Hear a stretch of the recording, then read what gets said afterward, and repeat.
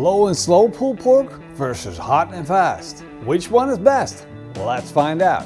Ooh, there is a big difference. Big thanks to kamadojoe for sponsoring this episode. I just love my pulled pork. It's juicy, it's tender, and it's packed full with flavor. All you need is some good quality meat, seasoning, and some smoke, and of course a little bit of time to let everything render down until you have those juicy, tasty strings. And even though it may sound so simple, there is a big debate going on. You see, some people think that you need to go low and slow to get the best pulled pork, but there are also people that think it's better to go hot and fast to get a tastier pulled pork. The only way to figure out which one is best is to go head to head. So that's why I've got two barbecues set up today. I got two pork necks. So let's get the pork necks out of the package. Of course, it's very important that you have the right quality pork. It's going to make so much difference to whatever it is you're going to do. Look at that. And of course, important is the fat, because fat is what is going to make pulled pork nice and juicy. You see, if you're cooking meats to a high internal temperature, you're going to lose a lot of moisture. And the fat that renders out is going to make up for that. You can see that the pork's wet from coming out of the vacuum package.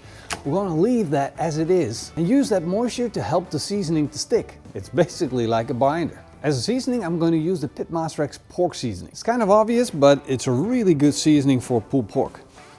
I want to make sure I hit all sides of it.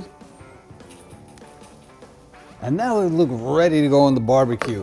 So let's fire up the kamadojoes. First I'm going to remove the heat deflectors and the grill grates. Then I'm going to put in some fresh charcoal, a chunk of smoke wood, put the heat deflectors and the grill grates back in, start up the barbecue and set the temperature to around 115 degrees Celsius. Now this is my low and slow barbecue, so I'm going to let it come up to temperature. It's going to be the exact same process except for the temperature setting. Here we are going to run at a temperature of 160 degrees Celsius. And now that both barbecues are up to temperature, I'm going to put the pork necks in the barbecue. Just send them dead center, like that. Close the lid. Ooh, smoke in the eye. Do the same thing here. Close that lid. Normally when I smoke pulled pork, I check after 1.5 hours, and regularly I find that I'm almost to the 70 degrees Celsius or getting close. And even if I'm not getting close, it's going to give me a good indication of how fast we're going, how much color I'm building up. So that's going to work for our low and slow session, which I normally do. But now we also have our hot and fast session, and that might just give me a whole other outcome. And so I'm going to check back every half hour or so to see how these pulled porks are doing. And one last tip for our winter barbecues out there. If you're cooking like this and you're out in the cold weather like now, I have a little trick, because you might already know that you have condensation of the hot air coming out. It's going to take a lot of the moisture from the pork, a little bit from the charcoal. And if you take a little bit of paper towel and wrap it around the tower, it's going to catch the dripping and it's going to stop from cooking onto your barbecue, and basically it means less cleaning up. And it's just a natural process which cannot be avoided, so you might as well make the best out of it. And especially with these long cooks, this is an easy way to fix and less work to clean afterwards. One side note though, don't do this when you're just regular barbecuing, just firing up that grill real hard, because you might end up setting the paper on fire. I've been running for a couple of hours because I want to take it a little longer, and that's the result on our hot and fast pulled pork. It looks like we're getting a really good color. I'm going to take out my chef temp and measure the temperature real quick. We're not at 70 degrees Celsius yet, 65, but close enough, because I don't want to take that bark even further. So I'm going to take an aluminum tray and put the pulled pork in the aluminum tray. Look at that. That is absolutely beautiful. To this I'm going to add some apple cider vinegar, about 1/3 of a cup, and about 50 grams of butter.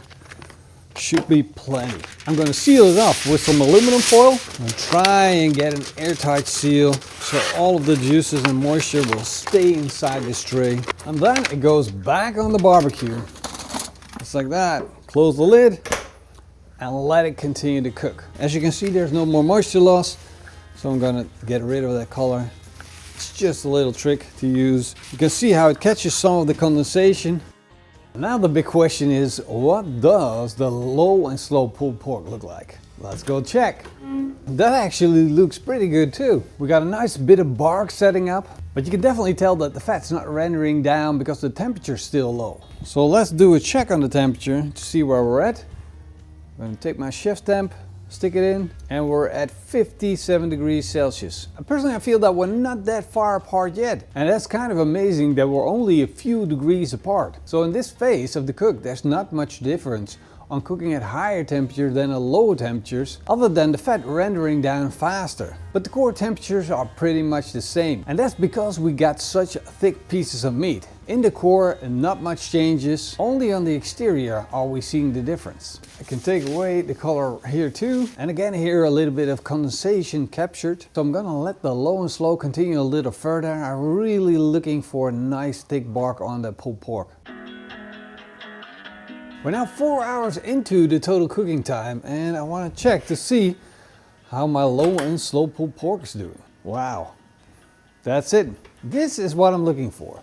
We got a nice crusty bark on the outside of the pulled pork, and if you've ever had pulled pork before, then you know that the crust is very important to the flavor profile of the pulled pork. So that's why I insist on having a good bark. Let's get the chef's temp out and read out that. So that's 65 degrees Celsius, which is 148 degrees Fahrenheit. That's almost 70 degrees Celsius.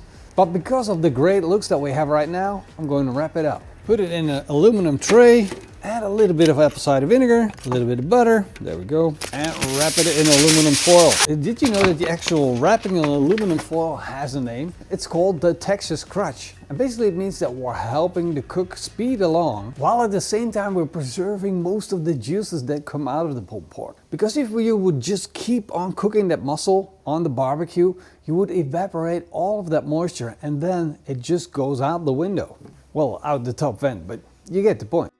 We're now 5.5 hours in, and we're just gonna check to see where we're at. Still running at 160. Just gonna poke it with my chef's temp thermometer. Whoa, that is so soft. We're a little over. I aim for 98 degrees Celsius and then just let it rest.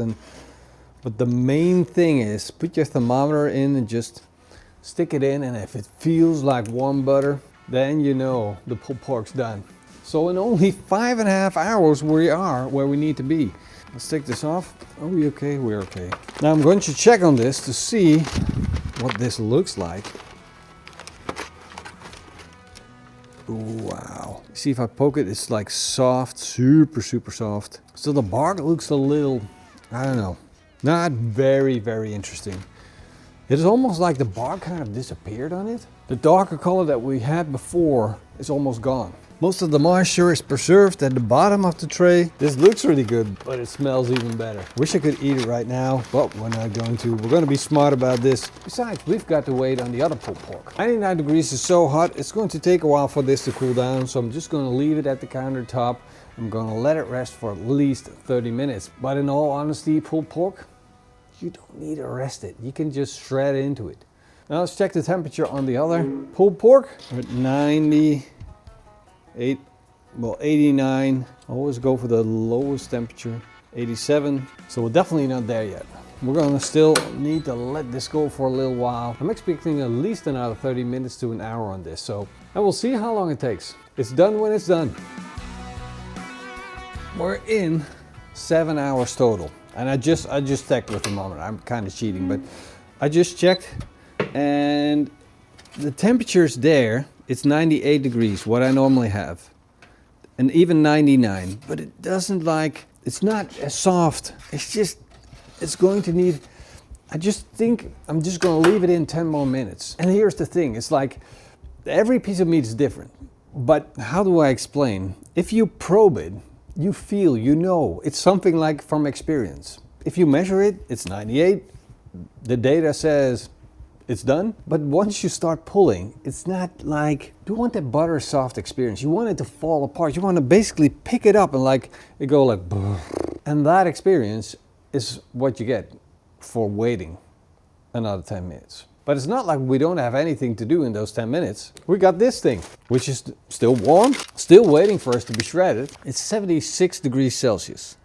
So I would use regular gloves if it's like below 50 degrees Celsius. But at 79, I will still burn my hands. So I'm gonna wear some insulated gloves and protect myself a little bit. Okay, without further ado, let's squeeze.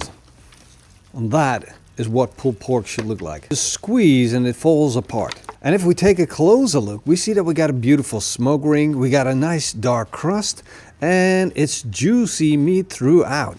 And now we're squeezing it into pulled pork in its own juices, together with a little bit of that apple cider vinegar and just a little bit of butter. It's not that we need the butter to do anything, we just need a little bit of rich, creamy flavor. Wow, look at that. Pulled pork. Pulled pork, ladies and gentlemen. Without further ado, a little bit of everything, pulled pork, hot and fast. Wow, this is good. I'm gonna need to try that crust a little bit more. Oh yeah, that is a delicious pulled pork, and I don't know if it's going to be better if we cook it low and slow. It's definitely going to be hard to improve on this, so we'll just have to wait a few more minutes, and then we're going to find out if low and slow pulled pork is better than hot and fast pulled pork. This is hard to beat, man. I like the crust and the heart. It's good. Very, very tasty. Gloves on again. All right, portion number 2. Low and slow. So this time there is no waiting and no resting involved. Ooh, there is a big difference. Look at the amount of juice that is in this tray. That must be the double amount of juice compared to the hot and fast. I'm just not gonna speculate. I'm just gonna squeeze and we're just gonna see what's going to happen, and then we're just gonna draw a conclusion. Let's go in and squeeze. There we go. This is extremely hot. Like if I squeeze into this, the meat's nice and juicy. We got the nice bark. We got the smoke ring. Everything's there. But the difference is in the amount of juice that is still in this tray. And now the pulled pork is soaking up that juice. Like, look at that. Look at how moist that is. I think we lost a lot of that moisture in the first part of the cook. Oh. And even with the gloves on, this is still a little bit on the warm side. Look at that tray, look at that go. It's not like a soup, but it's just bathing in its own juices. Look at this, look at that. Oh, insane. Wow, I don't know whether to get a spoon or a fork. Like this is like, wow.